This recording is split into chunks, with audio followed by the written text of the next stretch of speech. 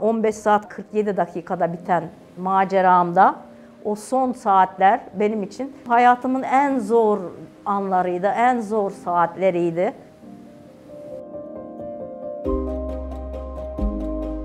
Ben Nesrin Olgun Arslan, 1979 yılında Manş Denizi'ni yüzerek geçen ilk Türk kadın unvanını aldım. Yüzmeyi abimle birlikte Adana Yüzme Havuzu'nda öğrendik ve o zaman 4 kızdık biz havuzda. Yani ben de yüzmeyi o kadar sevdim ki orada oynamayı. Benim yüzme maceram bu şekilde başladı. Uzun bir müddet havuz yarışlarıyla idare ettim. Çok böyle iddialı gibi hissediyordum kendimi. Ama bir türlü rekor veya milli takım olmamıştı. Hep ona üzülürdüm. Üniversitede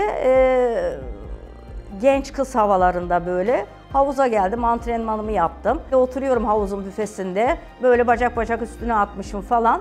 O arada Tuncay hocam geldi. Beni öyle görünce, sen ne yapıyorsun burada dedi. Hocam dedim ben artık üniversiteli oldum.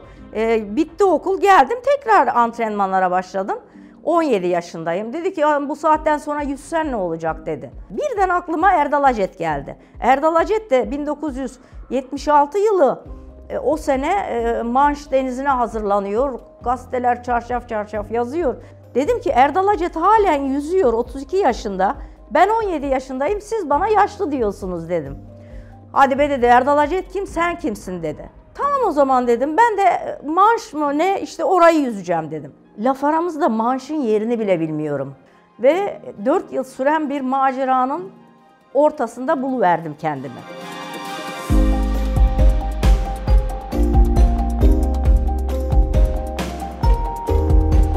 Ben 4 yıl boyunca günde 6 saat antrenmandan sonra Ağustos ayında biz hareket ettik. İngiltere'ye gittik. 28'inin akşamı gece 3'te artık yarış başlayacak dediler. Bonemi taktım, gözlüğümü taktım. Bir atladım. Atlamamla kalmam bir oldu.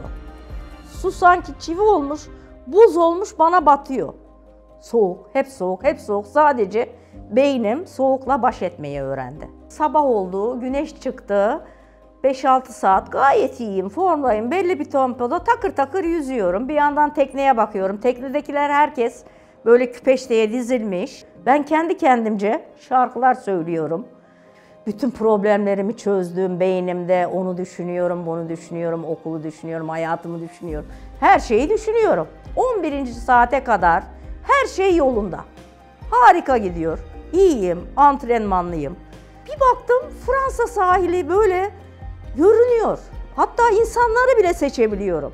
Asıl imkansız o saatten sonra başladı. Medcezir dönmüştü. 20 kilometre fazla yüzdüm.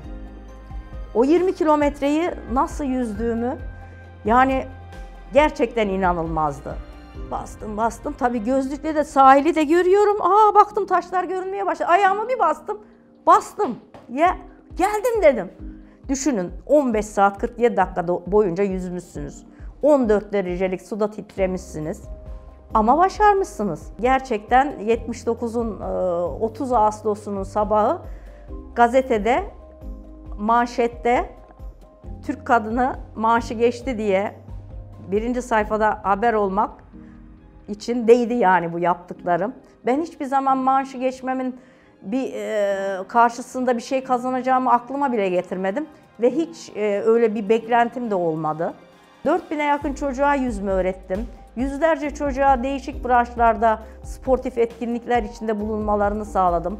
Kadınlara fitness, yaşam boyu spor alışkanlığı için çok uğraştım. Onları hayatın içine çekmeye çalıştım. Bundan da büyük haz duyuyorum. Manş'ı geçtiğim için duyduğum gurur kadar insanlara kattığım değerler içinde büyük gurur duyuyorum kendimle. Bu konuda da mütevazi olamayacağım. Gerçekten çok duygulanıyorum bu konuda.